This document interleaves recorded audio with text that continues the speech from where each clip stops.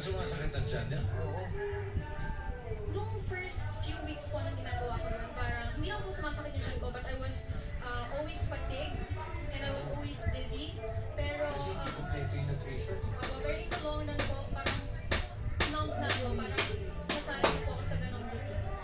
Ella, sabi mo, 2019, yung habits kasi 18. No? 19 lang yung talagang 2019 po, nung parang I identified myself with anorexia. 2019 po kasi when I started doing my own research. Did you ever seek professional help?